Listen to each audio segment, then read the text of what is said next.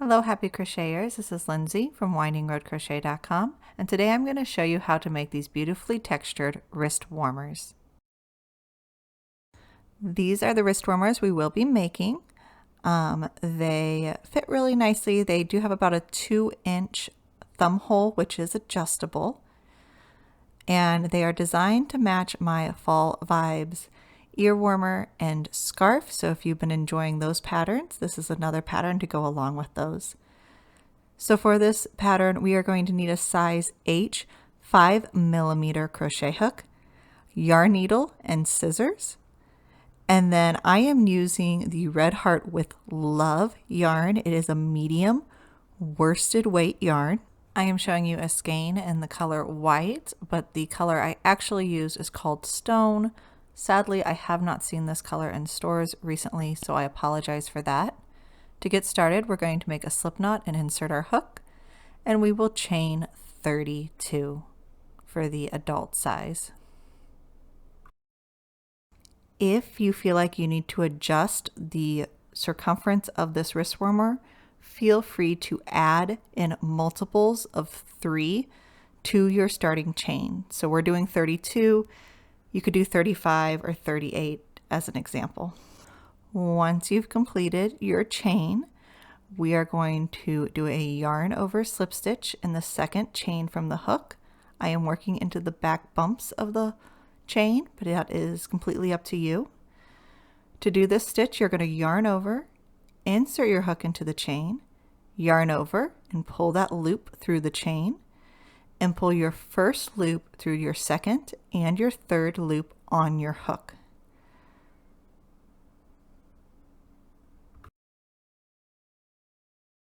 To do that again, we are going to yarn over, insert our hook into the next chain, yarn over, and pull up a loop. We will have 3 loops on our hook. Pull the first loop through the second and the third loop on your hook. Work a yarn over slip stitch in every chain across.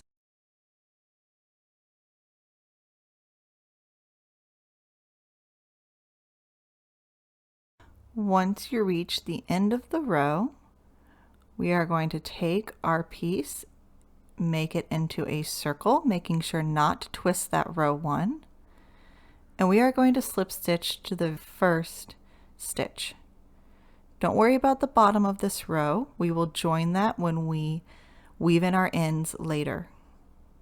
So once you have that joined, we are going to work end join rounds.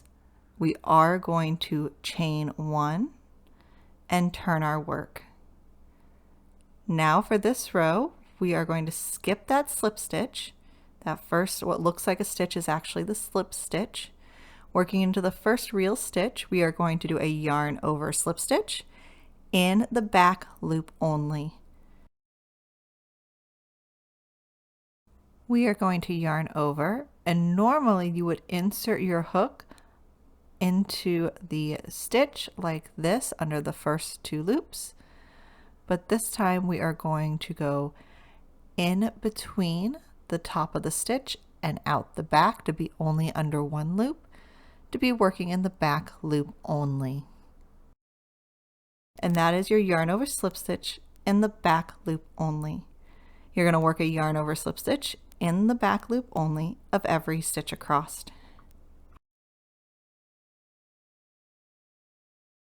When you reach the end of the row, we are going to end the row by slip stitching to the very first stitch of the row.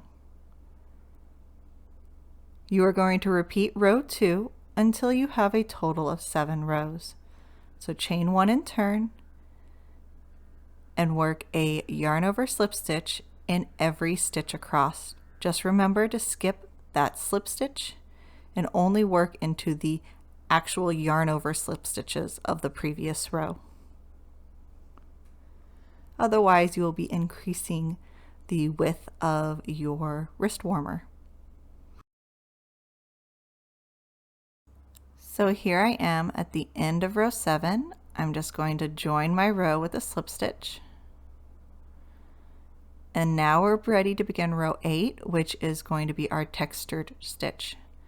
So row 8, we are still working in the back loops only. Again, we are going to skip that slip stitch. We did turn our work, chain 1 and turn. Working in the very first stitch in the back loop only, we are going to work a single crochet. Then in the very same stitch, we're going to work 2 double crochets. So in this first stitch, we have a single and 2 double crochets worked in the back loop only.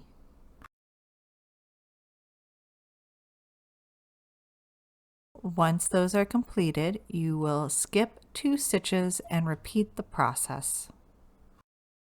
In the next stitch, we're going to work a single and 2 double crochets in the back loop only.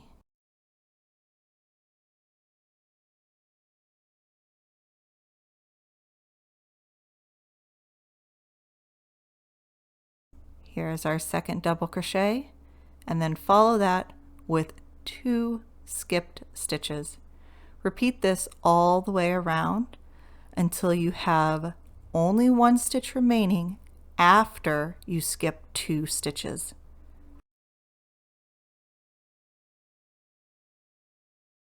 Once you've made it all the way around, we're going to skip 2 stitches, and in the very last stitch, in the back loop only, we are going to single crochet.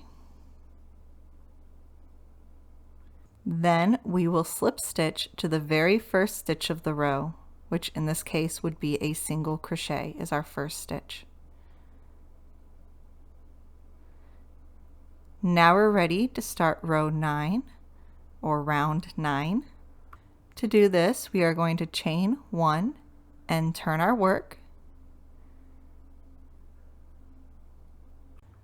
Row 9 through 13 is worked exactly the same way. Start by working a single and 2 double crochets into the first stitch. We are not working in the back loop only this time.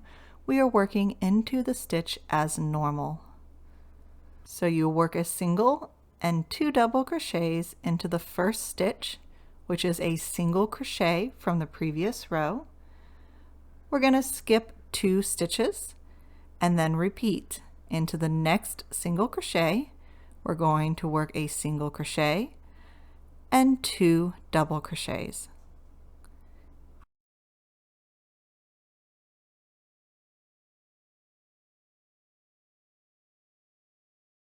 And then we will follow that up by skipping 2 stitches. Repeat this all the way around the row.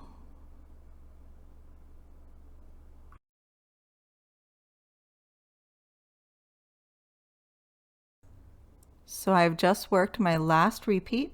I'm going to skip 2 stitches and I'm going to single crochet into the very last stitch. Then I will slip stitch to the first stitch of the row and repeat row 9 until we have a total of 13 rows. This will be the section that is underneath your thumb on your wrist. If you'd like to add more rows here, you definitely can.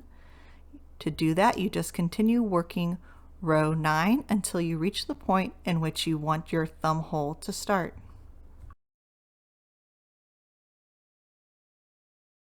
So here I've completed row 13. You can see the ribbing at the bottom and the texture layers at the top. I'm just going to slip stitch to the first stitch.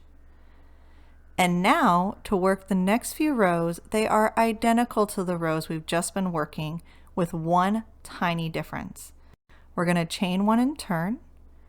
We are going to single crochet and work 2 double crochets into the first stitch.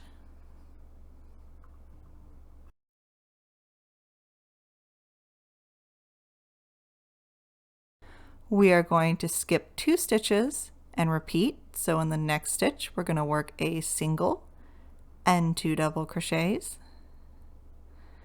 And we're going to repeat this all the way around the row, just as we have been doing. When we reach the end of the row, we're going to skip 2 stitches, single crochet in the last stitch, and stop.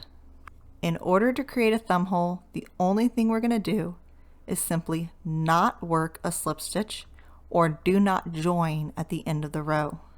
So instead, you will chain 1 and turn your work and repeat row 14. So in the first stitch, it is a single and 2 double crochets. Then we will skip 2 stitches and repeat all the way around, just as we have been doing. The only thing we have changed is that we're not joining the end of the rows so that we will have an opening for our thumb. And we will just continue repeating this unjoined row until we have a total of 20 rows. So here I made it to the end of the row. I'm just going to skip those 2 stitches, single crochet in the last stitch, and repeat.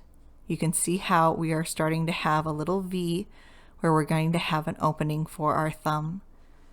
So just chain 1 and turn and repeat row 14 until you have a total of 20 rows, or until you feel that the thumb hole is big enough for your hand. So if you have a larger hand, you can work some extra rows to make that thumb hole area larger. So here I have completed rows 14 through 20, and I just didn't join at the end of the rows. They're very similar to the previous rows. If you want to make your thumb hole larger, feel free to add more rows here. Just make sure you keep track of how many rows you added. You just want to keep track of what you do because you're going to need to do this for the second wrist warmer. But now we're going to chain 1 and turn, and in the first single crochet, first stitch, we're going to work a single crochet and 2 double crochets. Just like all the other rows, we're going to skip 2 stitches and then repeat working a single and 2 double crochets in the following stitch. So we're basically working all the other previous rows for row 21 and 23. It's just when we get to the end of row 21, we're going to skip the 2 stitches, single crochet in the very last stitch, and then at the end of this row we are going to slip stitch to the very first stitch. So we are joining our rows again for rounds 21, 22, and 23. Once you've completed your slip stitch at the end of the row, now we are just going to repeat rows 21 for 21 and 22 and 23, simply working your textured stitch and joining at the end of the row. Once you've completed round 23, so we've added a little extra height, we're just going to work a small section of ribbing at the top of our wrist warmer. To do this, we're going to chain 1 and turn our work. We're going to go back to making the yarn over slip stitch. So you're going to yarn over, insert your hook into the first stitch in the back loop only, yarn over and pull up a loop, 3 loops on our hook, pull the first, the second, and the third loop on our hook. And then we're just going to repeat that process in every stitch around. We just want to continue working in the back loops only. So once again, we're working the yarn over slip stitch in every stitch around, working in the back loops only. And we're going to repeat this row for row 24, 25, 26, 27, and 28. So I believe it's for 5 rows. When you reach the end of the row, we do want to make sure that we slip stitch to the very first stitch of the row. So we're still joining at the end of our rows. To start row 25, we're going to chain 1, and we are going to turn our work and repeat these rounds until you have a total of 28 rounds worked. So again, working the yarn over slip stitch and every stitch across, working in the back loops only for rounds 24 through 28.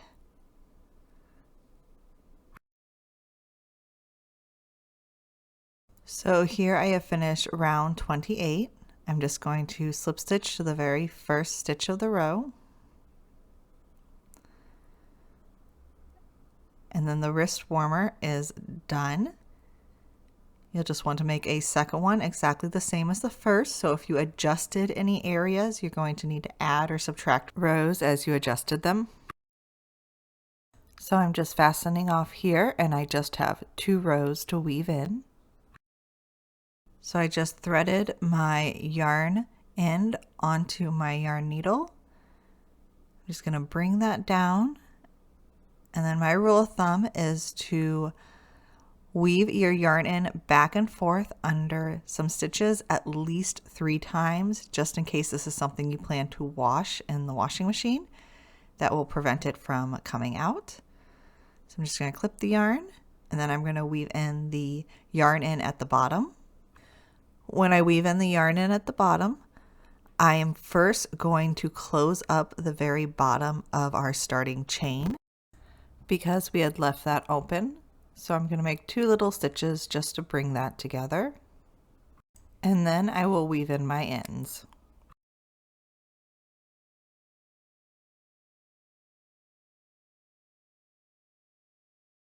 So here you have the final wrist warmer. Again, I think it's really pretty. All you have to do is go back to row 1 and make a second one for your other hand. I really hope you enjoyed the video tutorial. This pattern is very easily adjustable, so if you wanted a larger thumb hole, you could just easily work more of those rows. But thank you so much for watching, and I really hope you enjoyed this tutorial, and we'll check out the matching patterns.